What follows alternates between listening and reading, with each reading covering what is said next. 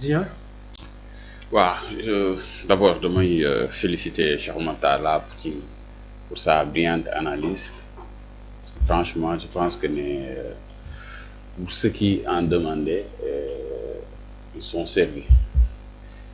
amaana dañoo waroon rek xëy na toog déglu ko franchement parce que wax dëgg fa yàlla li mu indi moom leer na ci mbir mi.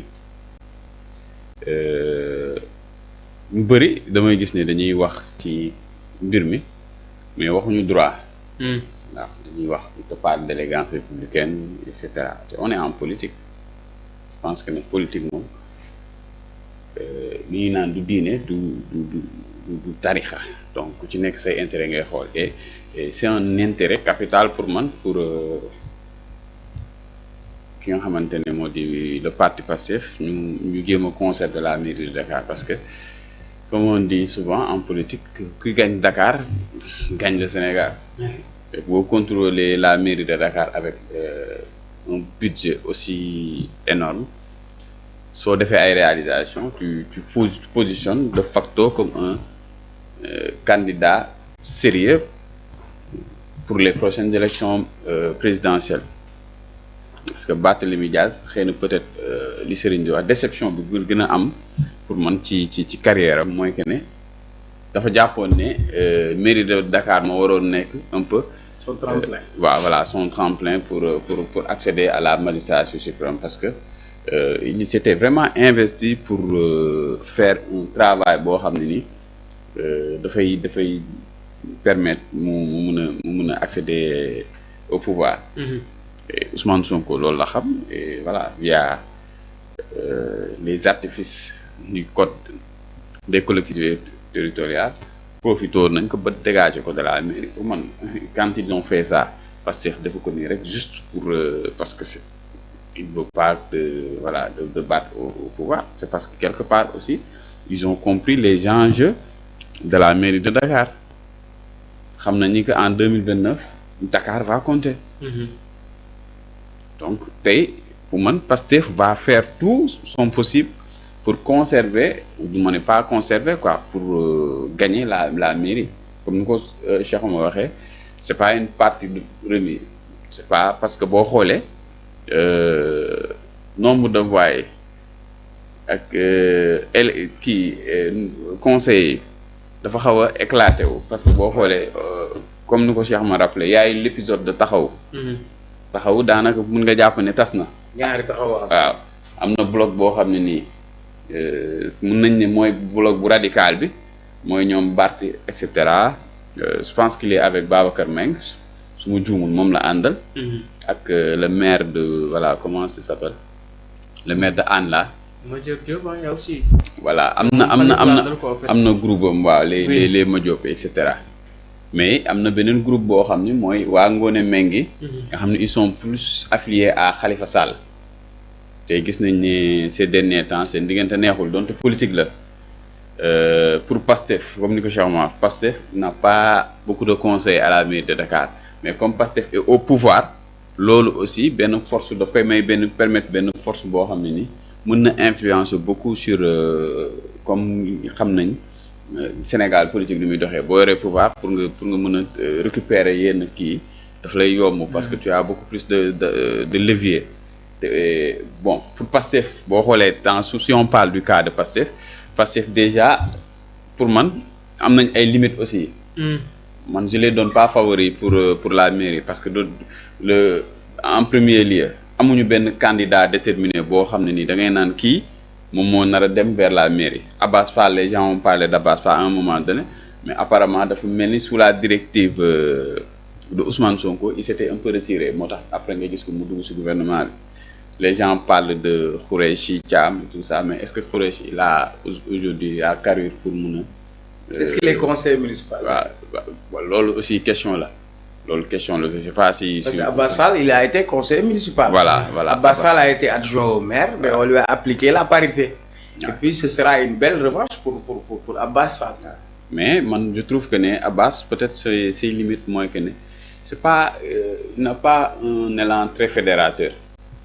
Abass jubawul trop ak gars yu bëri ci Dakar fii par exemple parce que comme am na ay les Ousseynou Ly de la Médina y a beaucoup de cadres de Pastef wala ay kii yoo xam ne ni boo xoolee ils sont pas en odeur de sainteté ak Abass Fall il lui reproche des fois c'est son tempérament et cetera am na beaucoup de trucs yoo xam ne ni peut-être mën na jouer en sa défaveur et aussi man du ma bett ñu gis benn troisième larron wala yooyu noonu Pastef génn. Ça y a comment ça s'appelle Rose Faye. Oui. De l'ADPME xaw ma. Oui. Elle aussi je pense qu'elle est conseillère à la mairie. Voilà te du ma bett comme je le dis ñu gis beneen troisième larron boo xam ne ni on parle de Magasuku conseiller la je pense que je pense qu'il est député en tout cas Pastef cadre de Pastef la moom dégg naa aussi c'est un potentiel candidat pour la mairie et c'est un proche de Ousmane Sonko.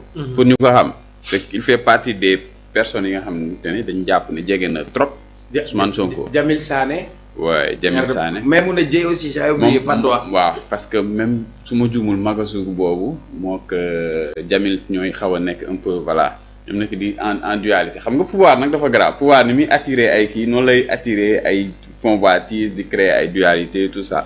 Mais Mine Dieye aussi sa voix va compter parce que moom aussi elle est conseillère et elle a géré une mairie donte joxe nañ mairie bi à cause de voilà ay promesses de campagne la woon xaw ma que ne bëgguñu def voilà cumul de fonction man même si j'ai pas compris foofu noonu lan moo leen si tax a jóg parce que pour man erreur politique la peut-être l'histoire nous dira parce que on est en politique comme je l'ai dit su nit da ngay toll foo xam ne ni tu regardes d'abord de façon factuelle quels sont tes intérêts balaa ngay xool yenn mbir yi. Très bien. Et voilà bon à peu près man analyse boobu laa si def quoi man xam naa dina jaxasoo trop par rapport à ce que ñuy wax nag kenn dañu war a xaar de verdict de la Cour suprême nag comme ni ñu ko waxee dëkk ci ay gis nga tout ce qui est mairie tout ça dafa am lu koy encadrer mooy la loi.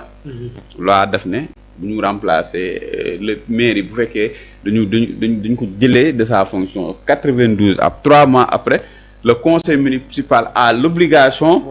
su ma jumul article 29 xaw ma dafa am obligation voter pour l'élection d'un nouveau maire.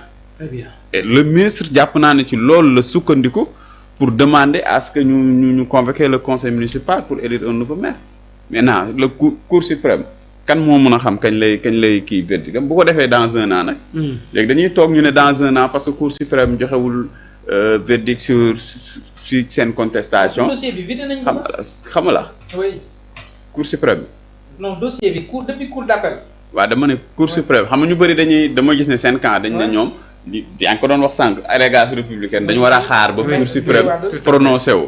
Maintenant Cour suprême kenn mënu la wax kañ lay exprimer wu te Cour suprême bu exprimer wu par exemple joxe par exemple ne Barth confirmer décision bi nga xamante ne moom la Cour d'appel ñoom am nañ possibilité def rabat d'arrêt. Donc ay procédure sur procédure léegi nag loolu ça va durer jusqu'à quand léegi ñu toog Dakar waaye du ñu am mairie un maire intérim. te maire intérim daa am ay limites quand même. moom laay wax. donc il faut être sérieux. Il faut qu'on élise un maire ñu jàll ci leneen. après maintenant li ñu def yëpp moom c'est du droit. waaw ci jusqu'à présent ci yoon lañ ko teg yëpp c'est du droit. voilà loolu kenn mënu si dindi benn argument boo xamante ni danga naan. waaw sur le plan juridique waaw amuñu si quoi amuñu si. loolu laa si gis quoi en tout cas Barthélémy Dias il a joué et il a perdu c'est ça parce que nit doo fekk coloré Junior c'est ça. dëgg la mësul nangu ni ginnaaw yàlla Sonko moo tax mu nekk maire mësu ko nangu. waaw il a jamais gis nga nit da ngay am humilité am grandeur loolu la yàlla dogal am na ñu fi nekk maire Sonko moo tax ginnaaw yàlla ñu doon ko am na ñoo xam tey ñu ngi yor ay ville yu mag ku leen yeewoon si fajaru teel na leen di nga mës a doon maire ñu weddi ko. maire ay dara. est-ce que day am na ñoo xamante ne tey boo leen ne woon di nga mës a doon maire. ñu weddi ko dëgg la. tu as vu. gars yi dañu fal ay maire te xamuñu leen sax. waaye yow Sonko daa fal ay maire fal ay député fal président. waaw dama ne nit nag sa waay. ak ay humilité Junior wax sa mbaaxu waay wàññiwul si yow dara. ku leen ne Sonko moo tax nga nekk maire nga saaga. waaw est-ce que day. loolu doon saaga gars yi de. waaw mi ngi nii léegi mooy nag léegi yow élection législative bi mooy joxe réponse bi. léegi yow ki tax nga doon maire ginnaaw yàlla wax askan wi ñu ànd ak yow te si jamono yooyu ay nitam bëggoon mu xañ leen mais nga koy jàmpaak si ginnaaw voilà les conséquences. voilà les conséquences moo tax ma ni il a joué et il a perdu léegi nag na accepter ak grandeur. sa défaite te bu ci wax leneen. waaw moo gën. man pour man loolu mooy grandeur ah. mais mu am uti leneen amul jeexal na moom. jeexal léegi waaw na defuti leneen rek lu comme nee na dafa am ay ambition présidentielle. présidentielle te nee naa la Barthélémy Dias lenn la mënut a wanaasu ba tey. yow du Barthélémy de. nu ku mën a dem ni nga xam ne ñu ne la Lamine. non waxuma Lamine de. Barthélémy nan Barthélémy Dias. oui est-ce que yaa ngi dégg dama ni Barthélémy. dafa am loo xam mënu ko wanaasu mënu ko encaisser. parce que dafa mun ay ambition jàpp ni ay ambition am tey mairie Dakar mooy tremplin bi gën a gaaw pour mu yegg ko. Bart commencé woon na di teg boo gisee bilan mi mandat. tabax na ay 12 nag de. ah 12 daa am solo de bilan mi mandat bi mu def Junior. c'est parce que am na lu mu bëggoon wan Sénégalais yi moom mi ngi doon préparer ay kii tu as vu kenn bañalu ko loolu mais gis nga nit da ngay am reconnaissance mais nit mënul dang-dang yi ba fal la def la li mu doon sacrifier ay nitam nga koy jam paaka gannaaw loolu kenn mënu ko nangu yàlla mooy atte après donc il faut accepter sa défaite après nag. non man baatu pour man. erreur bi mu gën a mag bi mu def te loolu je pense que moom lay fay nii. nga dem Macky di la jay. naan la tu as bien travaillé bi mu demee rencontrer Macky Sall. xam nga foofu sax wax nañ ci ay camp que ne non il avait averti Sonko et cetera y a eu beaucoup de polémique mais man pour man loolu mooy li ko rey quoi politiquement parce que boobu ci la am rupture carrément après il est allé à la télé mel ni ko doon nargué Ousmane Sonko yaa ngi fàttaliku bu mu demee jàkkaarloo naan way Sonko moo xawma lan xam nu mu koy tuddee. am na nu mu koy tuddee. waaw mon ami xawma moo kii. doom ndey non nit da waaw sama doom ndey nit da nga war a mën a muñ nit da ngay gëm yàlla état dafa fort état kenn mënul xeex ak moom da ngay toll foo xam ne da ngay kii voilà mi ngi nii. la karma voilà les conséquences. merci jërëjëf alors ponk bi ñuy jeexalee ñeel mbiru Doudou oui Cheikh Wantala la ñu teg ca ndoddam au fond